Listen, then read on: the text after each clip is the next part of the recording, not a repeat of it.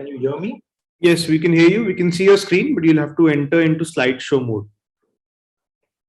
Yeah. Yeah, perfect. Please go ahead. So thank you, Divakant and Karan, for inviting me and all the UC coordinators, and a lot of these questions which have been asked by, again, Dr. Tanveer also. I would be happy to answer them through my presentation. First of all, it's a big task to follow the presentation after Madan Gopal because he was so brilliant at doing it. So this is my bit. Again, as I always stress, skill set is very, very important. You need to be sure when to start, and you need to be sure of your skill set. The second area that you need to be very sure is how much investment you have and what is your risk taking capacity, how much is your family backup, and what is your realistic plan of going forward. Area of practice again depends on which city you are starting off. Like something like in a Bombay, you need to start with a bank probably if your skill set and investment can afford that, or you need to go to the suburbs of the Bombay and then slowly build up your practice and probably open newer centers. So that where you want to start off depends on your affordability also and the skill set also. Type of practice, you may start singly on your own, or you may have like-minded young ophthalmologists coming together for a private practice, but in a group. Like you may be there with your wife, and there might be 2-3 people of different subspecialties coming together and then starting, but a private sector. Again, then it is an issue whether you are able to do multiple things. Like I am a VR surgeon, but I also do my anterior segment surgeries fully. But for LASIK and pediatric, there are people who are coming on appointment basis and they are seeing my patients. So do you want to venture into a multi-speciality for as a center, or you want to stick to only VR or cataract? So that you need to figure out. So the answer to Tanveer's question that when to take the loan is actually you should prepare a project report. And how to prepare a project report, any CA friend or your whoever is your chartered accountant will be able to tell you that, and share it with the investors. It could be your parents, it could be your in-laws, it could be the bankers, your seniors, and then see the feasibility of that. Because you will not be very perfect in charting out your financial plan, but at least preparing a project report will help you to think about various aspects which I'll put forward in the next few slides. So the main decision is whether to have a ownership or to go in for a rental. Pros and cons of both. Rental will not be a lifetime asset, and the person who is renting you out may just throw a fit like in COVID times and continue to ask for rents even when you are not practicing. So my choice would be always to go in for ownership, even if it is a smaller place. But in that, you need to know what EMI you are comfortable with and what are the maintenance costs for that property. And in a city like Bombay, how much property tax annually are you going to draw on that? If it is a family inherited property, then it makes easier sense in that case that you already have it pre-owned. Then you just need to see the maintenance and the property tax about it. Then the main investment, according to me, though I am a VR surgeon, would be that anterior segment is a bread and butter. So you need to have in the priority list your expenses on the phaco or the anterior segment, then the VR segment if you are skilled or whichever is your subspecialty, the rest of the OT equipment and the diagnostic equipment, because we are good clinicians and we should be good clinicians, that we should not depend upon a OCT to diagnose a macular hole. So that we can probably plan out a better OCT in the 3rd or the 4th year. But OT setup has to be top notch to the best that you can afford, because that is going to give you results. Also, you need to look at the expenses in the CSSD, the OT complex, whether you want to go for a modular OT or you're happy with a split AC, anesthesia trolley and the anesthesia setup, especially if you are looking at doing ROP cases or pediatric squint cases or GA cases in oculoplasty. Small things like dehumidifiers, emergency tray, emergency trolley. And if you're really going into a refractive setup, whether you want to go in for a first-hand machine or a second-hand machine, along with whether you want the imaging techniques, which is the best, like pentacam, or you are happy with just a simple anterior float giving topography. So that you need to figure out, and you need to make a short list of all these things. Loan, taking a loan with your degree and having a decent family backup should not be a problem, but you need to ask for the payout structure before you enter into a loan. That what is your payout like? And not many of us know about the taxation systems.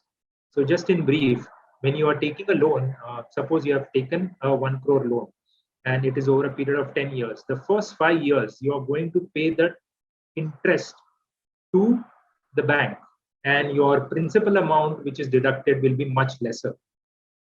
And so because the interest is counted, or you can take benefit in the income tax, in the first 5 years, that interest is going to help you in reducing your taxation. But after 5 years or 6 years, once your more and more principal amount starts going and the interest ratio starts coming down, you will find that though you are, and after 5 years, you are doing good in your practice, though you're earning more, but you're not saving much, because what you pay as a principal is not counted as an expense. It is counted as an asset development fees. So that is taxable, and the interest portion is less, so you get lesser and lesser benefit on the taxation. So though you are earning more, you are saving lesser in proportion. So the framework of the loan has to be understood by the doctor who's taking it. Again, our local things like IOL bundling, you should beware of the target, because it sounds like very promising that I'm committed to Apaswami, or I am committed to AM or Alcon or Zeiss or whoever.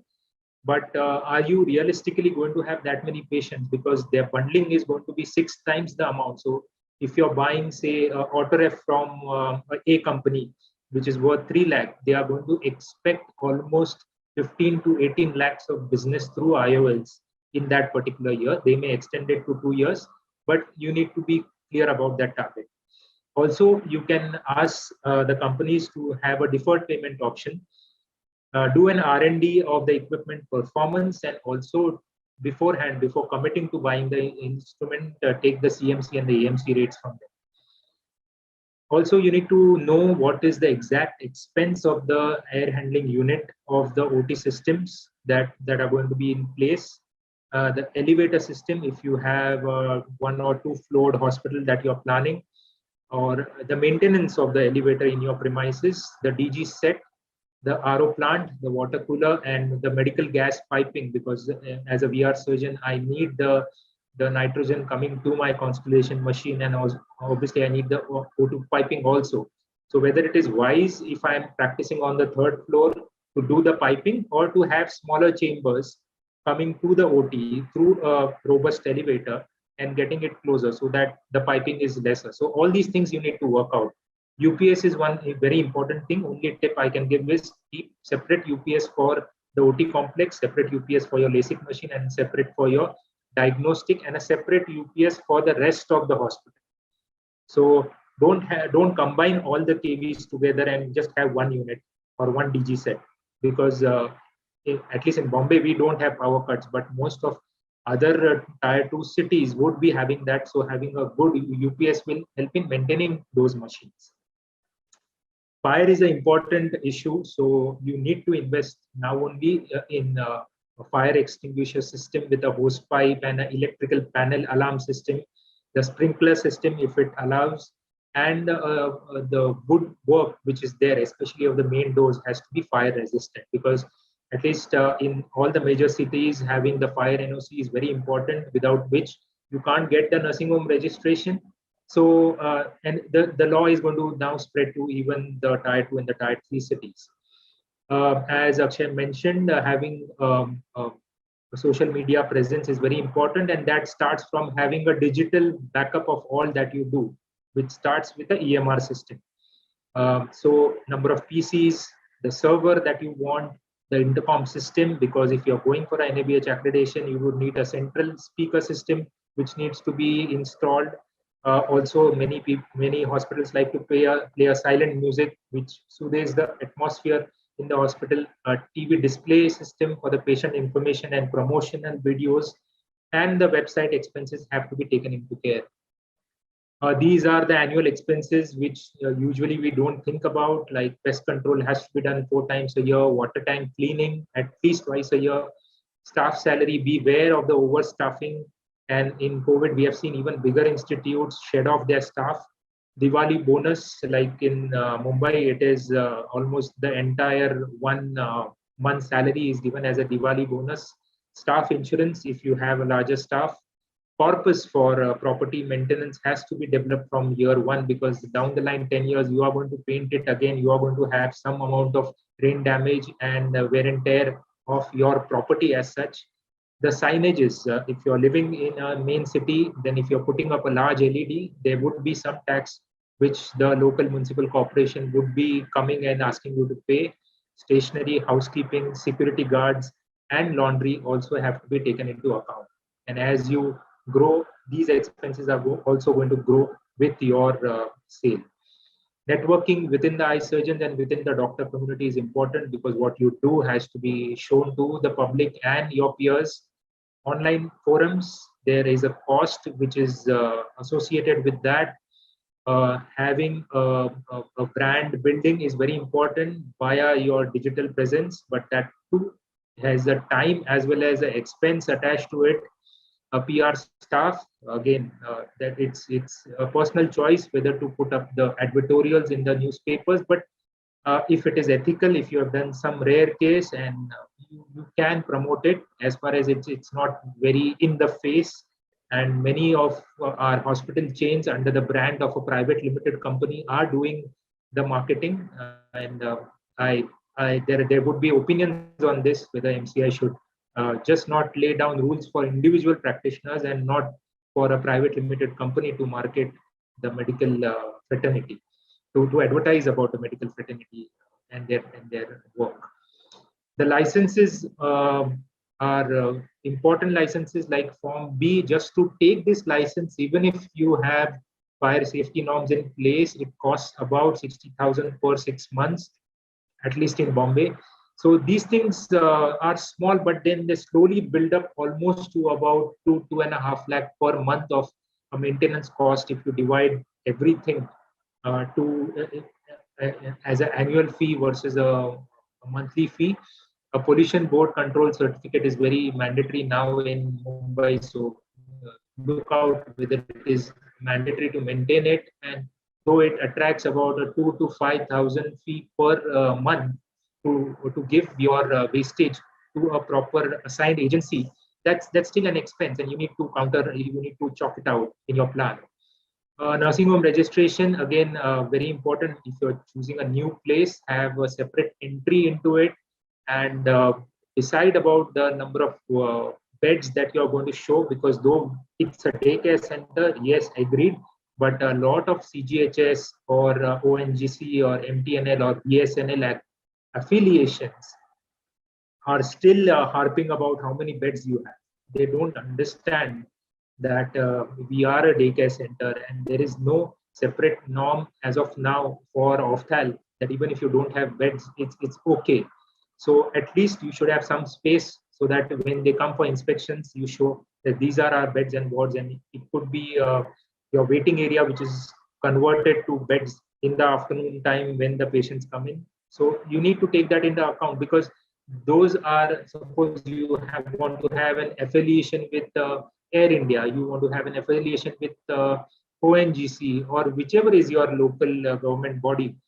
Those people are still stuck into having an inspection, and they would find that if there are no beds and no admission facilities, they would not rate you very highly. OC certificate, this is medical legally also very important, that wherever you are buying the premise, you have a proper OC certificate and a change of username to that. License for the working of the lift. Your lift should be ideally a stretcher lift if you're planning your own place. And if you find a stretcher lift in your place where you're hiring a floor or buying a floor, it is very good for the future licenses.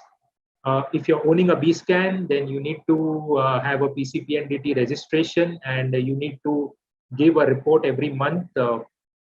Weird as it may sound, that we are not doing sonographies for pregnant ladies, but still this paperwork has to be there. And indemnity certificate is best bought through the local medical council, uh, association of medical council, because they will help you with the best rates. Also, they have their panel lawyers with them in case of any problem that arises. So indemnity separately for individuals, separately for the hospital, not a combined indemnity is what is recommended. The person who is doing your electrical fittings, you need to take the installation report on day one and do electrical audits every year. That is a very important thing.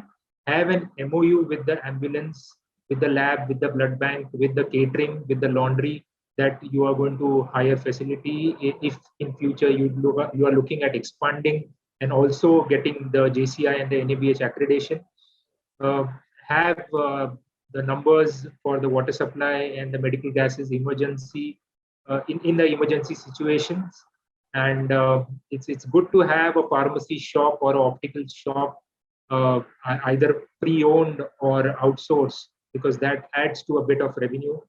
And also you need to have MOUs with the LASIK center that you are going to take your patients. So these are all important from the accreditation point of view also, but in general also it helps to smoothen the processes, and your staff is more well aware about where to refer and where to call up in case of emergency, and you will not be bothered about these small emergency if there is a need. So about the NABH, it's a whole task in itself. My center was the first among the first top 5 centers in Maharashtra to be fully accredited with NABH. But myself am not renewing it because of the cost that is associated with it. And in Bombay, if you know, BOA is not doing any cashless treatment. So that benefit is not really passed on to us, because the cost difference between the NABH and the non-NABH centers is about 15%. And unless you have a turnover of about a crore or a crore and a half, it doesn't justify, even if you are doing cashless, and we are not doing cashless. So you need to weigh the volume of your practice and then go in for these accreditations, because they will come with with a cost. And not that it is not useful, it definitely helps to put in a staff discipline and a good atmosphere to work in, and all the checklists are maintained. But whether to continue with it, with the newer and newer agencies coming and charging for each and everything, asking you to buy an AMC and CMC for practically each and every equipment, and asking you to do infrastructural changes, it's a personal call whether to take it or not. Other expenses, we are humans also, not just ophthalmologists. So there would be personal expenses, education expenses, home, car loans. You have a dependent family of your own, your in-laws, and you would also like to invest in something other than ophthalmology. So you need to make space for all this and think about it, not just go on investing blindly in ophthalmology, because success is not final, neither the failure is. It is the courage to continue that counts. So don't be afraid to jump into it, but calculate your risks, as we do in all our surgeries. I would end up by saying that you are also very important than your profession. We tend to overvalue ourselves and rate ourselves too high, that we are gods, or we are doing some great surgeries. I am doing an island feeling, I can conquer the world. But the neighbor is also doing an equally good job. So don't undervalue your skills, undersell your skills. At the same time, don't overvalue your own profession. Your family is also there, and live a life beyond ophthalmology. Be thankful that somebody is ready to get operated from a 30-year-old, 38-year-old, or a 40-year-old. Like, suppose you have a fracture, you would definitely try and go to somebody who is more experienced. That would be the knee reaction. And be ethical in charging your patient, but not so dumb as to undersell your skills. Be kind to the needy also. It's a great journey. So venture into it, and it's a very, very fruitful experience. And as Shraddha said, it's definitely rewarding. Private practice is definitely rewarding if you plan it out and you stick your guns out. The skill set is very, very important for your private practice. Thank you so much.